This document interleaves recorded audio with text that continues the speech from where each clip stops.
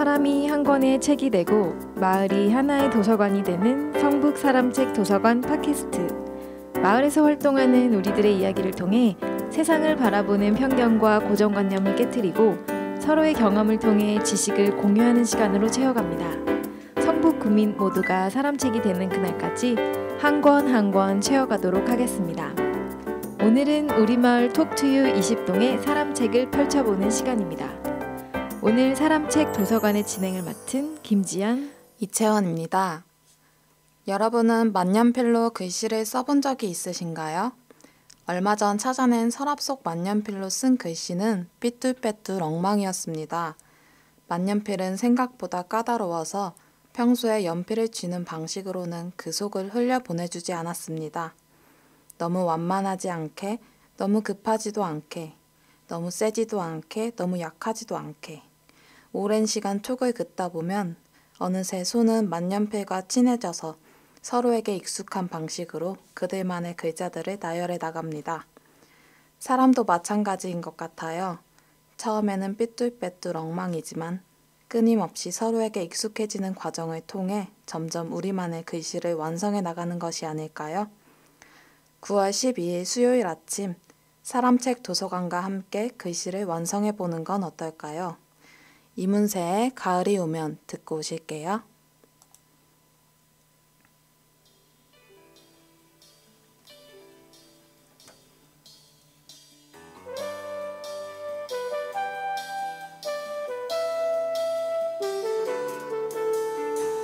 가을이 오면 눈부신 아침 햇살에 비친 그대의 미소가 아름다워요. 눈을 감으면 싱그러운 바람 가득한 그대의 맑은 숨결이 향기로워요. 길을 걸으면 불러보던 그 옛 노래는 아직도 내 마음을 설레게 하네. 하늘을 보면 님의 부드러운 꽃미소 가득한 저 하늘에 가을이 오면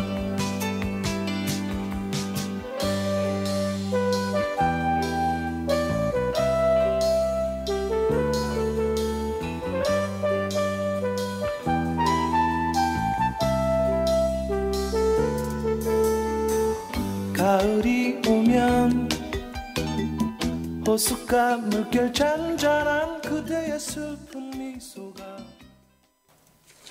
이문세의 가을이 오면 듣고 오셨습니다. 오늘은 마음속 지표를 찾아 떠나는 여행이란 책 제목으로 사람책 도서관의 249번째 사람책을 모시는 날입니다. 안녕하세요. 안녕하세요. 자기소개 부탁드립니다. 네, 안녕하세요. 저는 문화예술단체 문박세상이라는 곳을 운영하면서 문화예술과 관련된 다양한 콘텐츠를 기획하고 있는 서해하는 문화예술 기획자 변희정이라고 합니다.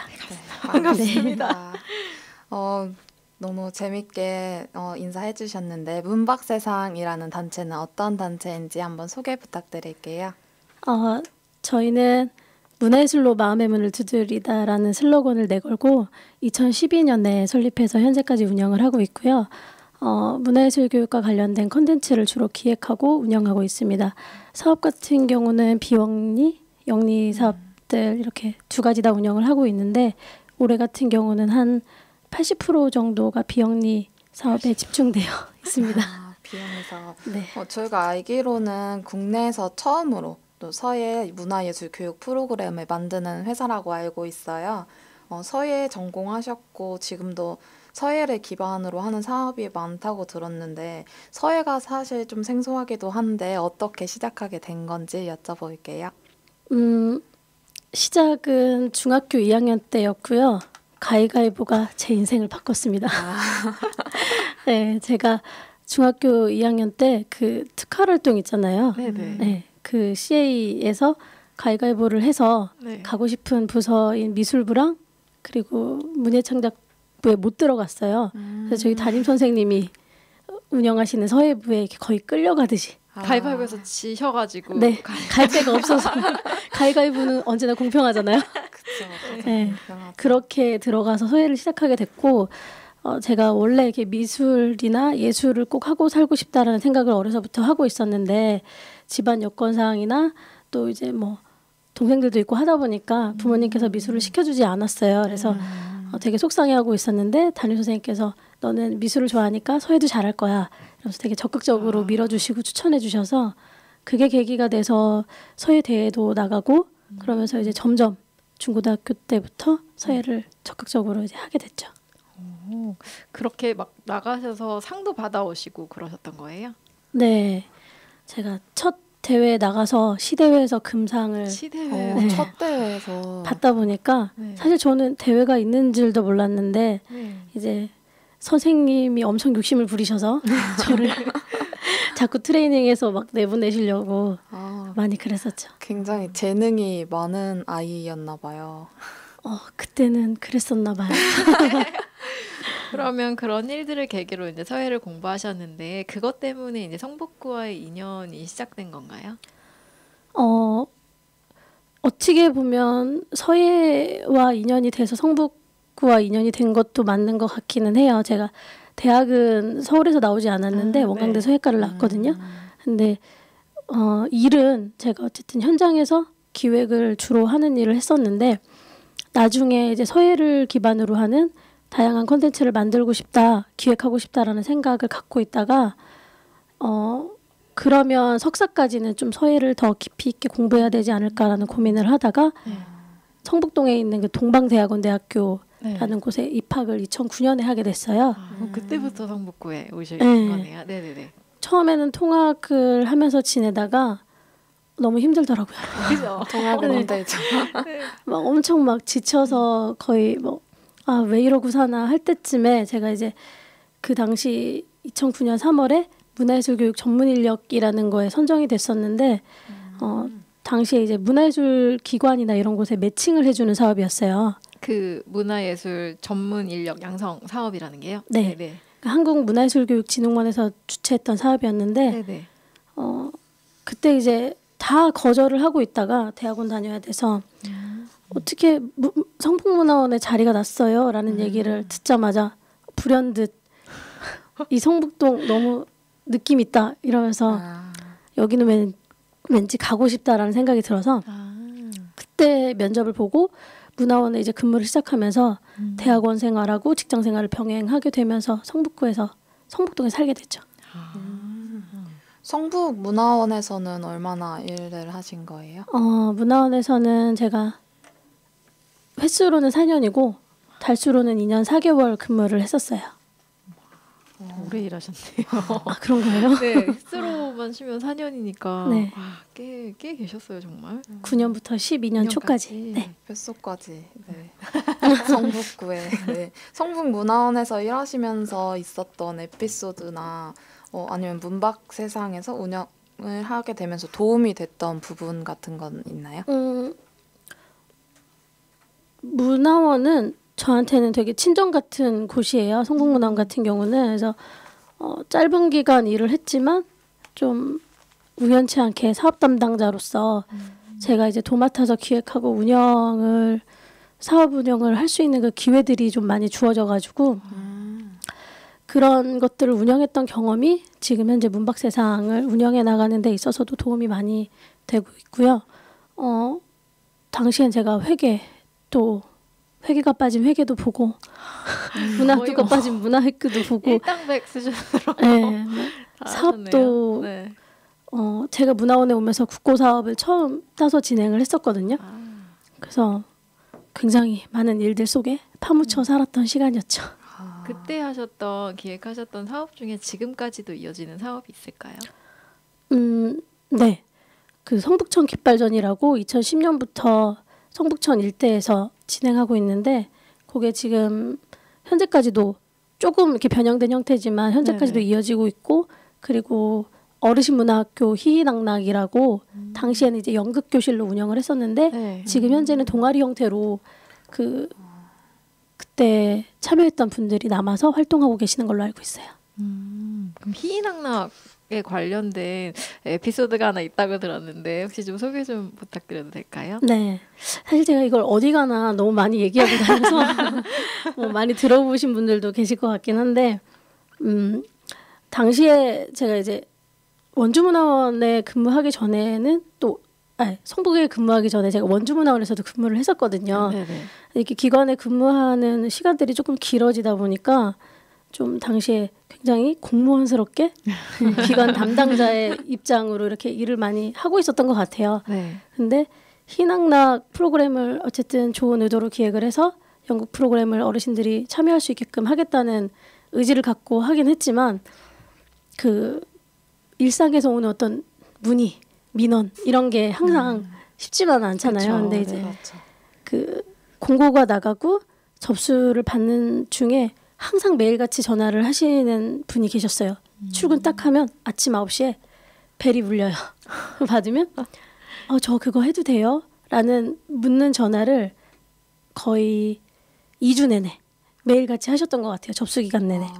그래서 저는 네 그럼요 네네 하셔도 됩니다 라는 그 되게 공무원스러운 멘트로 민원 응대를 했었는데 그 어르신이 마지막 날 찾아오셨어요. 그래서 이제 접수를 하고 그렇게 활동을 하시고 돌아가셨는데 제가 12월쯤인가 눈이 엄청 펑펑 내리는 날 그 근무를 하고 있는데 갑자기 그 할머니께서 찾아오신 거예요. 그래서 문을 두드리고 들어오셔가지고 저 변 선생님 네 좀 잠깐 좀 나와 볼래요? 이래가지고 나갔더니 그 할머니께서 갑자기 너무 진지하게 제 손을 이렇게 꼭 잡으시면서 변 선생님 내년에도 이 사업 좀 꼭 좀 따서 저희 좀 활동하게 해주세요 라는 얘기를 하시는 거예요. 그래서 저는 그냥 의뢰 보통 교육이 끝나면 그렇게 하시는 분들 많으시니까 저는 이제 그런 얘기인가 보다 하고서는 네 알겠습니다. 제가 내년에도 노력해서 꼭 사업 한번 열심히 따볼게요 라고 했는데 갑자기 이 할머니께서 사실은요 라고 얘기를 조심스럽게 꺼내시는 거예요. 그래서 왜 그러세요 갑자기?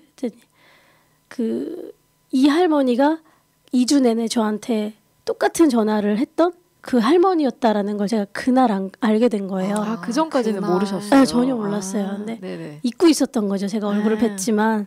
근데 할머니께서 자기가 남편하고 사별을 한 이후에 2년 동안 집 밖을 나오지 않았다. 근데 내 소녀적 꿈이 배우였는데 이렇게 지역방송 CNN에 자막이 나가는 걸 보고선 나 저거 한번 해보고 싶다. 그런 마음이 들어서 전화를 매일같이 했던 건데 이분이 용기가 나지 않으시니까 해도 돼요라고 계속 묻기만 하셨던 거예요. 네. 근데 저는 의뢰했던 대답이었는데 그분 입장에선 그거에 용기를 얻으셨고 실제로 이제 참여해서 활동을 하면서 친구도 생기시고 저희가 활동이 끝나고 마지막에는 공연을 올리셨거든요. 그러니까 어르신들의 이야기를 극으로 스토리를 짜서 극으로 만들고 공연을 하시고 이제 그런 경험을 하시면서 이분이 삶이 달라졌다라고 하시면서 내가 언제까지 살 수 있을지 모르겠지만 문 밖을 다시 나올 수 있게 만들어줘서 고맙다라는 얘기를 하시는데 그때 정말 그 밖에는 막 눈이 펑펑 내리고 있고 그 장면이 지금도 잊혀지질 않거든요. 네. 그래서 할머니 앞에서 막 사실 눈물이 막 울컥울컥 쏟아질 것 같았는데 그걸 꾹 참고 돌려보내드리고 사무실 문을 열고 들어가서는 국장님도 계시고 다른 직원들도 다 계셨는데 진짜 엄청 펑펑 울었던 것 같아요. 갑자기 막 왜 그러시냐 다 왜 그래요 이러는데 그때 그 기억이 저를 되게 지금까지도 잊지 못하는 기억으로 자리 잡았고 이런 문화사업 담당자로서 기획자로서 일을 하는 데 있어서 좀 환기가 되는 계기였던 것 같아요. 그래서 내가 이 일을 하려고 했던 이유가 무엇인가라는 거에 대해서 다시 고민을 해보게 됐고 그 할머니 덕분에 다시 정신을 차리고 좀 더 진지한 마음으로 진정성 있는 마음으로 좀 일을 해야겠다라고 느꼈던 계기가 됐고 당시에 문박세상이라는 이름을 지었어요. 그때 지으신 거예요? 그 에피소드를 문화원에 근무할 때 그 이름을 이미 사용하고 있었고 그때 그런 느낌이 들더라고요. 저희가 기획자 입장에서 그냥 내 얘기 말고 아이디어 좋다 이런 거 말고 세상 사람들의 이야기에 귀 기울인 기획을 하자. 그래서 문박세상이라고 처음 이름을 지었었는데 당시 에피소드를 겪으면서 누구나 살면서 마음의 문 하나쯤은 갖고 살지 않나라는 생각이 들더라고요. 힘들 때 들어가서 숨고 싶은 마음의 문. 근데 저희가 하는 활동을 통해서 그 마음의 문을 두드리고 그들이 다시 세상 밖으로 나올 수 있게 만든다 그러면 그게 모든 사람에게 해당되진 않더라도 어느 한 사람에게 그 마음의 문을 두드릴 수 있는 메시지로 전해질 수 있다 그러면 그게 제가 하고 있는 일의 의미가 아닐까라는 생각이 들어서 당시에 그렇게 문박세상이라고 이름을 지었었죠. 되게 네. 의미 있고 문화라는 게 그냥 문화예술이라는 게 보여지는 그런 게 아니라 진짜 사람의 삶에 이렇게 관여를 할 수 있겠구나 하는 생각이 드는 에피소드였던 것 같아요. 맞아요. 네, 듣기만 해도 약간 좀 뭔가 마음이 찡하면서 정말 문박세상이란 이름이 나타나기까지 이러한 뭐랄까 운명적인 어떤 에피소드 같다는 생각이 좀 들었어요. 근데 문박세상을 운영하시면서는 이런 어르신 대상보다는 좀 젊은 거나 어린 친구들 대상으로 하는 프로그램들이 많더라고요. 네. 그래서 그런 기획을 많이 하게 되는 이유가 있으실까요? 앞전에 그 희낙낙 사례하고 좀 비슷한 맥락인 것 같은데요. 네네.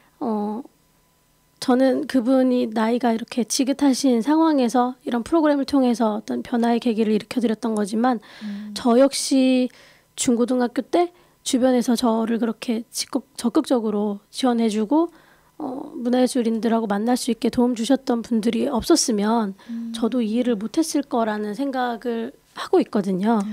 근데 굳이 꼭 소외계층 대상이라는 말은 사실 별로 쓰고 싶진 않은데 저희가 하고 있는 사업이 교육복지 대상 사업이 사실 많기는 해요. 근데 어떤 사람을 계층으로 나눠서 뭐 사업을 하려고 하는 건 아니지만 그것과 상관없이 어떤 사람들이든 누군가 이런 어떤 기회에 닿을 수 있다면 조금이라도 자기 삶을 변화시킬 수 있는데 영향을 줄 수 있는 일들이 있지 않을까. 그리고 그게 이왕이면 어렸을 때 겪으면 좋지 않을까라는 맞아요. 생각을 하게 돼서 제가 이제 아동 청소년 대상 이런 문화예술 교육 지원 사업들을 많이 하고 있게 되는 것 같아요. 그리고 그런 아동 대상으로 했던 프로그램들 중에 혹시 좀 기억에 남는 프로그램이 있을까요? 네. 어떤 게 있을까요? 많은데 대본과 달라서 제가 살짝 당황을 하고 있습니다. 네. 짧게 간단하게 사례 하나를 소개시켜 드리면요. 네. 저희가 이제 연말 되면은 선생님들이 현장에서 교육하고 있는 사례들을 모아서 네. 사례집을 제작하거나 그러기도 하거든요. 네. 근데 그때 봤던 사례 중에 되게 짧지만 울컥했던 내용 중에 하나가 박쥐의 꿈이라는 제목의 에피소드였어요. 네. 그래서 박쥐의 꿈? 박쥐가 뭐지? 이러고 이제 글을 읽기 시작을 했는데 전북에 있는 봉동지역 아동센터라는 곳에 친구가 참여했던 내용인데 초반에 이제 별명 짓기를 하는데 이 친구가 하도 막 두문분출 동굴에 이렇게 접근하면 박쥐가 갑자기 놀라서 파사닥 파사닥 돌아다니잖아요. 네. 그것처럼 이 친구가 수업 시간에 항상 두문분출 여기저기 그랬던 친구였더라고요. 그래서 친구들이 별명을 박쥐라고 지어줬었어요. 근데 이제 그 친구가 항상 너무 수업에 방해될 정도로 힘들게 하고 이래서 선생님도 가르치는 입장이지만 좀 힘드셨다라고 얘기를 하셨는데 어느 날 항상 돌아가면서 반장을 하는데 이 친구가 오늘은 반장을 누가 해볼까? 라고 얘기했더니 오늘이 아니라 다음 주. 다음 주는 반장을 누가 해볼까? 이랬더니 그 박쥐라는 친구가 손을 들더래요. 그래서 선생님이 내심 이 친구가 할 수 있을까? 라는 의심을 품은 거죠. 근데 이 친구가 네 할래요. 다른 친구들이 반대하는데 본인이 너무 적극적이라 시켰다 그러더라고요. 네네. 근데 이제 혹시나 하고 다음날 와서 보니까 안 와 있더래요, 아이가. 그래서 이 친구 또 약속을 어겼구나 나랑 이렇게 생각을 하고 있었는데 갑자기 자료실에서 본인이 막 재료를 챙겨가지고 선생님보다 더 일찍 도착해 있던 거예요. 그래서 네네. 챙겨갖고 와서 재료를 친구들에게 나눠주고 수업이 끝날 때는 다시 친구들이 쓰던 재료를 다 수거해서 그 수도가에서 씻을 준비를 하고 있고 이제 그런 모습을 보면서 그 친구가 그 수업 시간 이후로 굉장히 많이 달라진 태도로 수업에 임했다고 하더라고요. 그래서 뭐 엄청 사람이 달라질 정도의 큰 사례는 아니지만 그 수업 시간만큼 그 안에서만큼 그 아이의 어떤 작은 변화의 행동은 클 수도 있지 않을까라는 생각을 좀 해보거든요. 이제 그런 사례들이 좀 있죠. 저희가 사실 되게 할 얘기가 굉장히 많거든요. 네. 여기서 잠깐 쉬어가는 의미로 지금 추천해주신 음악을 잠깐 듣고 가려고 하는데요. 김민기의 봉우리라는 음악을 네. 추천해주셨어요. 혹시 어떻게 해서 이 노래를 추천하게 되셨나요? 저 이 노래를 들어본 거는 저도 얼마 안 됐어요. 작년에 제가 되게 힘든 일 있을 때 제주로 여행을 갔는데 그때 이제 제가 되게 존경하는 멘토 두 분 어른께서 추천해 주신 곡이었어요. 근데 이제 제가 오늘도 되게 고민을 많이 하다가 어떤 곡을 추천할까 하다가 제가 이제 주변을 둘러보니까 최근에 제 주변 분들이 힘든 일을 많이 겪고 있는 분들이 많더라고요. 네. 근데 이 노래에 그런 가사가 있어요. 허나 내가 오른 곳은 그저 고갯마루였을 뿐이라는 그 가사가 있거든요. 그래서 지금 겪고 있는 삶의 무게가 되게 무겁고 너무 힘들게 느껴지겠지만 언젠가 뒤돌아봤을 때 내가 산을 넘은 것 같았는데 사실은 굉장히 작은 고갯마루에 불과했구나라고 웃으면서 뒤를 돌아볼 수 있는 나를 생각하며 희망을 품으며 좀 이 노래를 들어봤으면 좋지 않을까라는 생각으로 추천하게 됐어요. 그러면 지금 사실 누구나 다 힘들겠죠. 본인만의 다 고민이 있을 텐데 이 노래를 들으면서 조금이라도 위로가 되기를 바라는 마음에서 김민기 봉우리 듣고 오실게요. 네. 사람들은 손을 들어 가리키지. 높고 뾰족한 봉우리만을 골라서. 내가 전에 올라가 보았던 작은 봉우리 얘기해 줄까? 봉우리.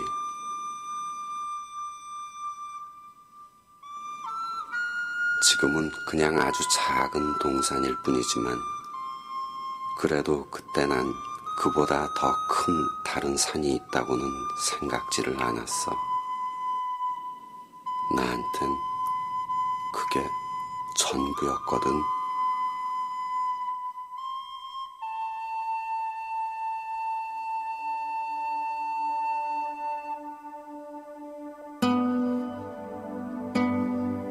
혼자였지. 난 내가 아는 제일 높은 봉우리를 향해 오르고 있었던 거야. 너무 높이 올라온 것일까? 너무 멀리 떠나온 것일까? 얼마 남진 않았는데 잊어버려. 일단 무조건 올라보는 거야. 봉우리에 올라서서 손을 흔드는 거야. 고함도 치면서. 지금 힘든 것은 아무것도 아니야. 저 위 제일 높은 봉우리에서 늘어지게 한숨 잘 텐데 뭐.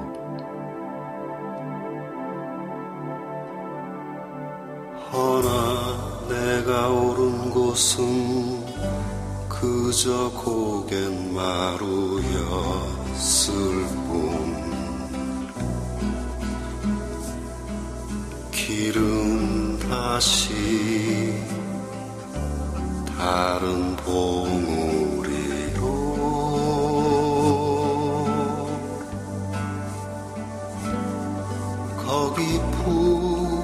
떨어진 나무 등걸에 걸터 앉아서 나는 봤지. 낮은 대로만 흘러 고이.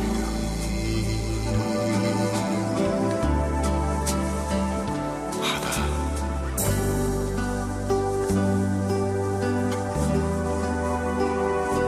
작은 배들이 연기 뿜으며 가고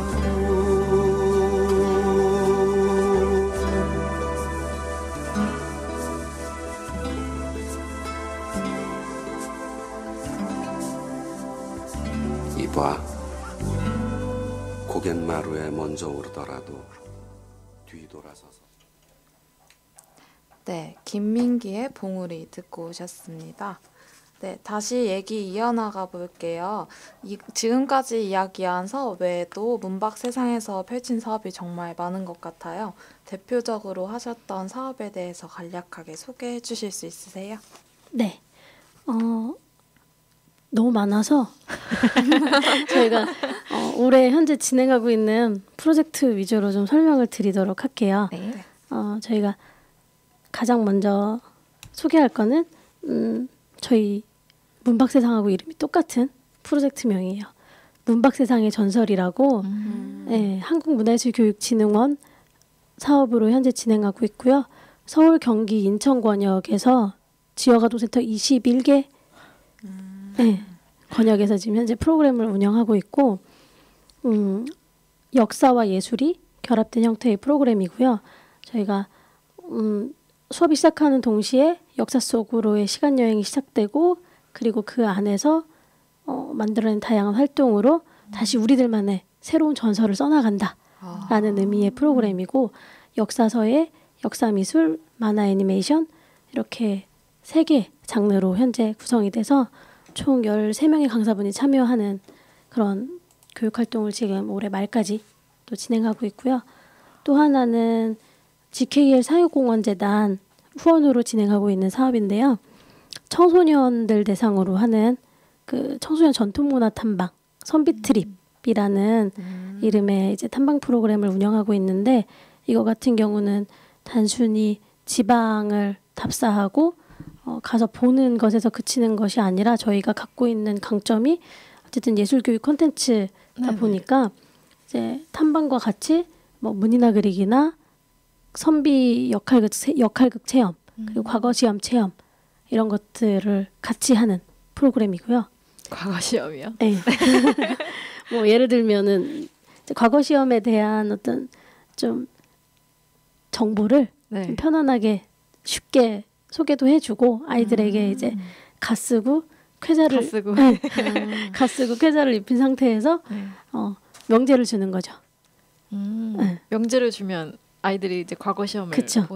너의 이름으로 시를 짓거라 이러면서 네. 그래서 자기 이름으로 삼행시를 짓는 그런 걸 해서 이제 족자의 작품을 써서 완성하는 네. 뭐 그런 활동까지 포함되어 있는 게 이제 선비트립이라는 거고 현재 3차 탐방 서천으로 저희가 계획하고 있는데 9월 말에 진행되거든요.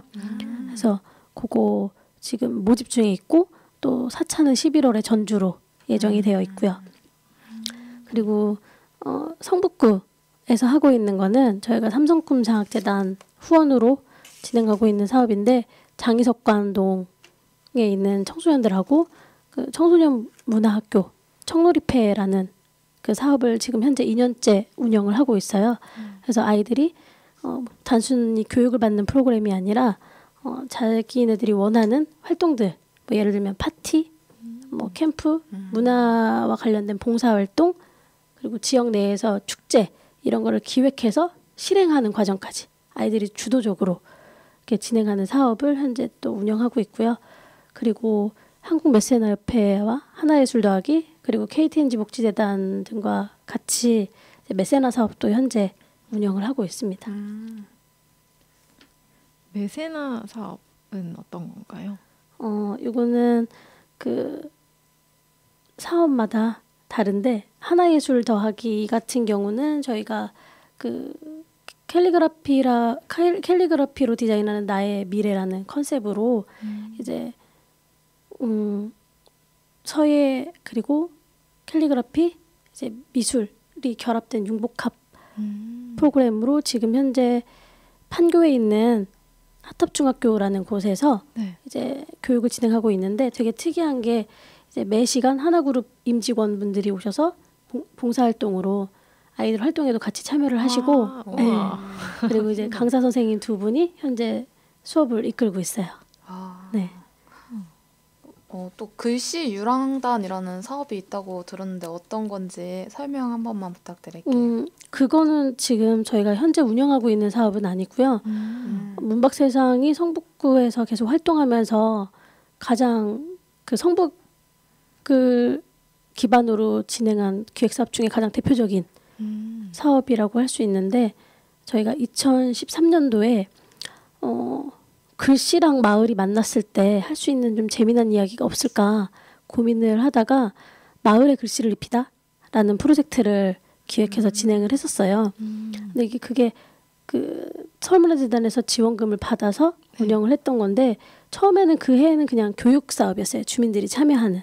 그랬는데 이분들이 마지막에 이제 뭐 같이 전시도 하시고 또 북정마을에 깃대를 꽂아라라는 프로젝트로 이제 북정마을에 있는 뭐 경로당, 뭐 시무장 가는 길 이런 표지석들을 써서 주민들이 네. 직접 써서요. 네, 그 참여하신 분들이 써서 붙였어요. 현재까지도 있는 걸로 알고 있고 북정마을에. 네. 근데 이제 그 활동이 이렇게 단기간으로 끝나서 너무 아쉽더라고요. 그래서 또 활동을 지속하고 싶어하는 주민들 한 9분 정도가 남으셔서 그 다음 해부터는 성북구 마을 만들기 사업으로 이제 마을로 찾아가는 글씨유랑단이라는 컨셉으로 이제 사업을 좀 재편해서 진행을 했었고요.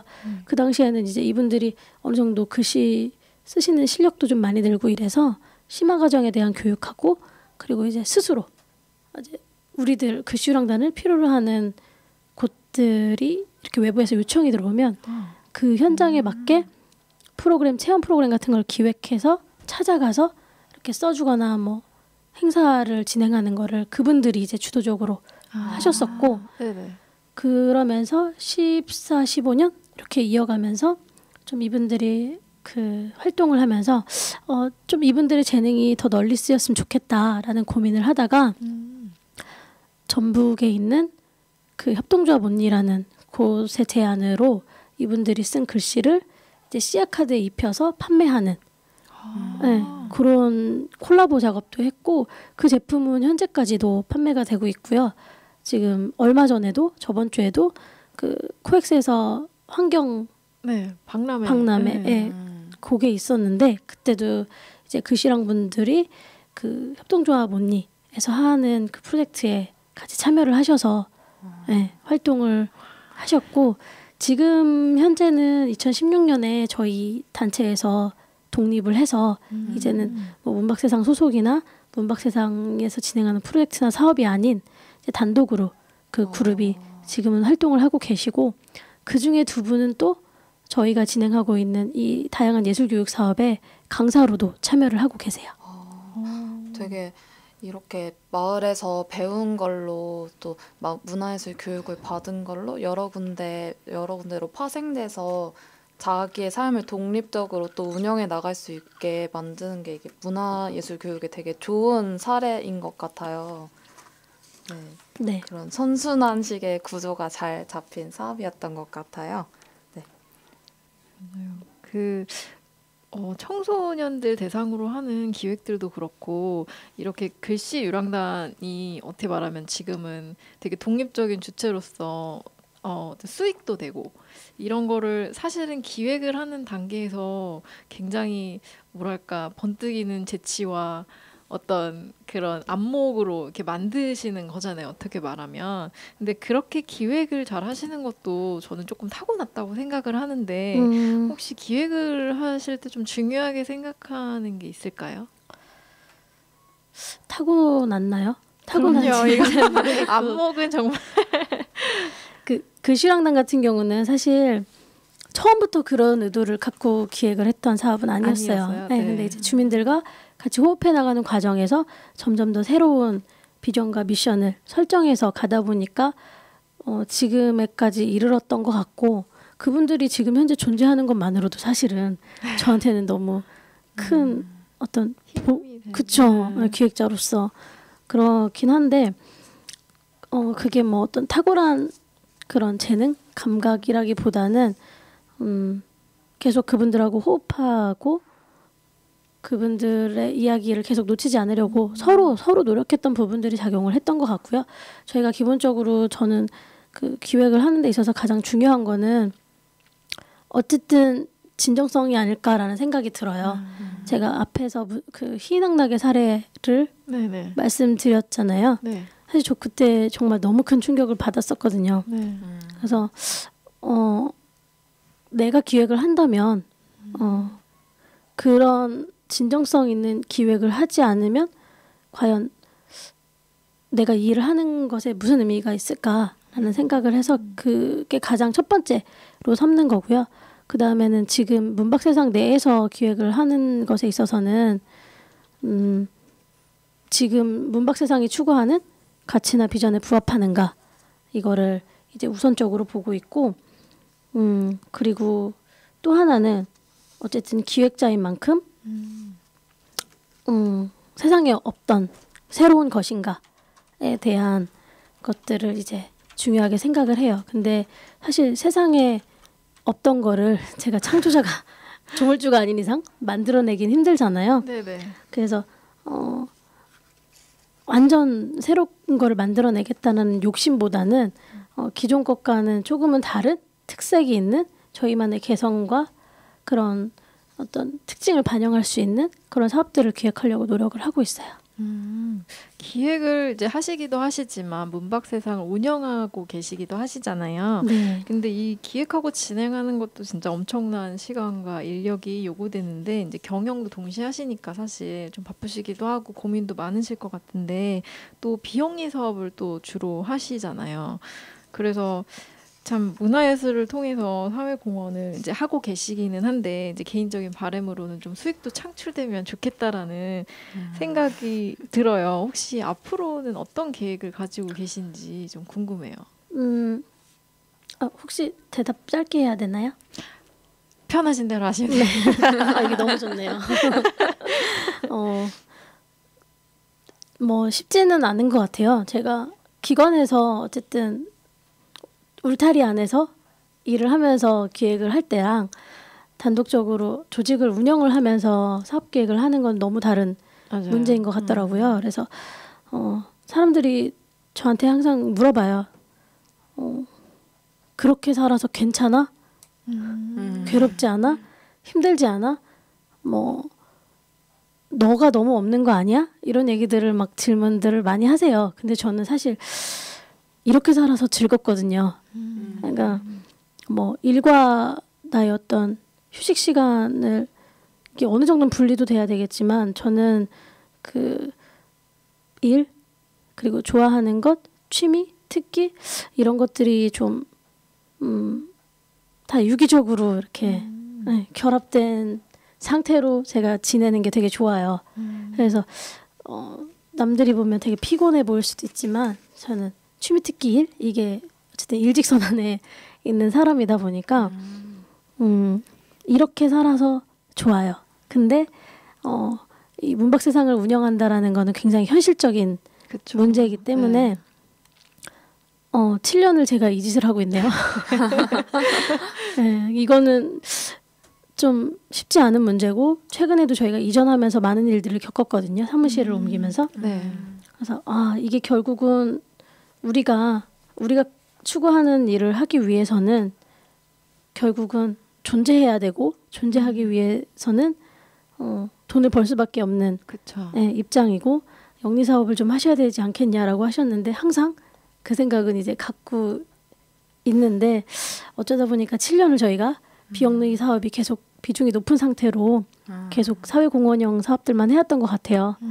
근데 이게 장단이 있는 것 같은데 어쩌면 그래서 제가 어린 나이에 그런 스스로 부여한 어떤 미션을 사명 삼아서 좀 힘들어도 버틸 수 있었던 게 아닌가라는 생각이 들기도 하고 그래서 여기까지 그나마 올 수 있었던 거 아닌가? 돈을 쫓지 않았기 때문에 라는 생각이 들지만 제가 얼마 전에 그 브런치에 글을 하나 썼어요. 그 어느 문화예술 경영인의 현실 돋는 처절한 스토리 막 이러면서 죽는 소리를 썼는데 이제는 그런 현실적인 방법들을 찾지 않으면 먹고 살기 진짜 힘들겠구나. 고려를 안 할 수가 그렇죠. 없는 것 같아요. 네. 뭔가를 운영을 하면서 네. 막 너무 돈 이러는 거 아니야? 라고 할 수도 있는데 사실 그게 없으면 굴러가지를 않으니까. 그럼요. 그러니까 내가 가지고 있는 어떤 목표나 이런 거를 이루기가 더 힘들어지는 것 같아요. 그래서 좀 그런 생각하시는 비전이나 이런 걸 보면 어떻게 보면 비영리가 더 많은 일이 많으실 텐데 또 현실적으로 보면 또 영리 쪽을 조금 네, 하시기도 지금 해야 되고. 그렇죠. 네. 준비를 하고 있고 네. 혹시 또 계획하시고 있는 게 있으신가요? 네, 저희가 지금 공간을 옮겼는데 좀 작지만 그래도 이렇게 사람들이 모일 수 있는 네. 워크숍이라도 할 수 있는 그런 공간을 현재 운영하고 있어요. 그래서 네. 공간을 중심으로 하는 사업들을 지금 가장 이제 빠르게 진행하고 그러니까 앞서 진행해야 될 리스트로 지금 두고 있는 건데 네. 그 중에 하나가 이제 저희 공간이 되게 카페 같은 분위기로 좀 꾸며봤어요. 그래서 예술적 브런치라는 컨셉으로 이제 문화예술 쪽에 어떤 진로를 생각하는 친구들이나 혹은 종사자들, 경영을 하고 싶어하는 분들을 대상으로 하는 어떤 문화예술 전문 컨설팅 콘텐츠를 좀 선보이려고 현재 계획하고 있고 준비하고 있고 근데 그게 사실 계획은 하고 있는데 그게 과연 수익 사업으로 이어질지는 고민이고요. 왜냐면 이제 문화예술과 관련된 분들이 중에는 이 지적자산이 정말 중요하다. 내 거는 되게 소중해라고 생각을 하지만 내가 남에게 무언가를 요구했을 때 아이디어나 뭐 사업 계획이나 이런 부분들을 요구했을 때 그거를 사실 돈을 지불하고 구매를 하려고 하는 경우는 많지 않잖아요. 드물죠. 그렇죠. 네. 그게 이제 뭐 워낙 이쪽 환경이 열악하기도 하고 경제적으로 좀 힘들기도 하니까 그런 거긴 하지만 저는 어쨌든 문화예술이 이 분야가 가장 갖고 있는 가장 큰 강점은 결국 사람하고 지적자산이라고 생각을 하거든요. 네. 근데 그런 게 어쨌든 보호받는 문화로 가려면 제가 이런 컨텐츠를 유료로 선보이는 것도 뭐 될지 안 될지 모르겠지만 어떻게 보면은 되게 작지만 문화를 바꿔나갈 수 있는 되게 작은 불씨나 단초가 될 수 있을 거라는 생각을 하거든요. 그래서 한번 일단은 그렇게 선보이려고 지금 계획을 하고 있고요. 그리고 또 비영리 사업인데 이제 공간에서 네. 그 지금 현재 공고가 나가 있는 상태인데 많이 홍보는 못 하고 있는데요.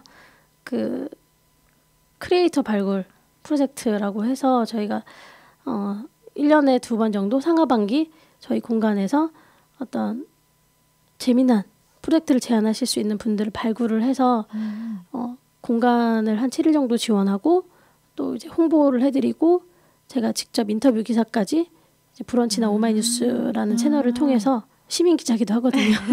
그래서 이제 발행을 해드리는 그런 걸 기획하고 있고 일을 해보니까 네.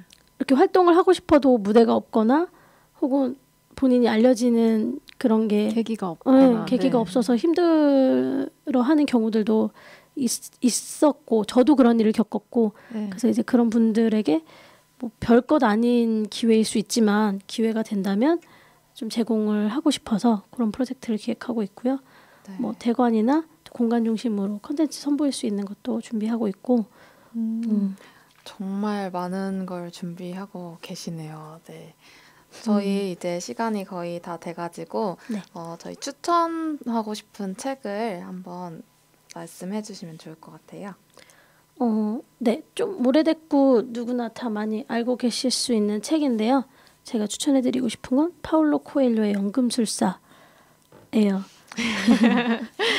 네. 이 책을 추천해드리는 이유는 제가 생각하는 제 인생의 어떤 방향성을 저는 마음속 지표를 찾아 떠나는 여행이라고 설정을 하고 살고 있거든요. 근데 이제 그러니까 매 순간 내가 진짜 원하는 게 뭔지 그런 고민들을 하면서 이제 나아가고 있는데 그게 잘 보일 때도 있고 잘 보이지 않을 때도 있잖아요. 맞아요. 그게 이제 마음속 너무 깊이 있어서 들여다보기 힘들 때도 있고 근데 그래도 그 지표를 쫓아가야 내가 더 행복한 삶을 살 수 있지 않을까라는 고민을 항상 하고 있거든요. 근데 이제 살다 보면 그 방향을 잃어버릴 때도 있고 그렇잖아요. 그래서 이 책은 좀 삶의 방향을 잃었을 때 혹은 꿈을 꾸고 있는데 좀 용기가 잘 나지 않았을 때 어떻게 하면은 자기를 들여다보고 방향을 잘 잡아 나아갈 수 있을까에 대한 고민을 해볼 수 있는 그런 좀 책인 것 같아서 추천을 좀 해드리려고 합니다. 저도 이거 아주 오래전에 읽은 것 같은데 네. 다시 한번 읽어봐야 될 것 같아요.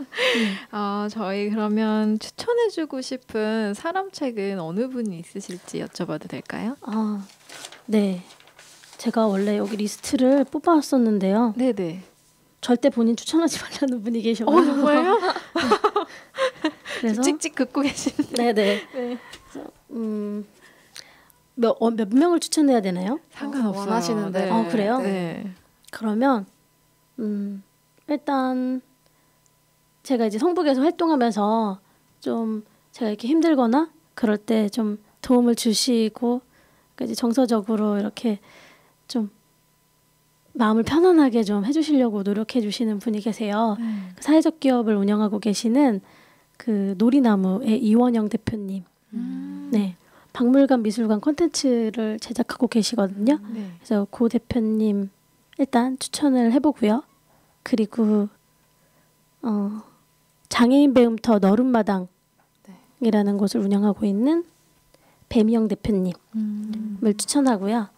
또 두 분이 또 시간이 안 맞으실 수도 있잖아요. 그래서 한 분만 더 추천을 하면 네. 저랑 오랜 인연을 맺어온 글씨유랑단의 이영주 선생님. 글씨요. 네. 지금도 문학대상에서 일하고 계시나요? 약간 예, 강사로 네, 출근해서. 강사로 활동하고 계세요. 네, 세 분이나. 너무 많이 추천해 주는데 네, 감사드리고요. 다음 주나 뭐 다음에 꼭 이 스튜디오에서 볼 수 있었으면 좋겠어요. 네. 그리고 오늘 나오신 소감 한 번만 듣고 갈게요. 재밌었고요. 저를 좀 되돌아볼 수 있는 시간이었던 것 같아요. 사전 인터뷰를 포함을 해서 좀 제 삶을 좀 이렇게 되짚어 봤던 것 같고 최근에 저도 한 몇 개월 굉장히 힘든 일들, 파란만장한 일들을 많이 겪고 있었거든요.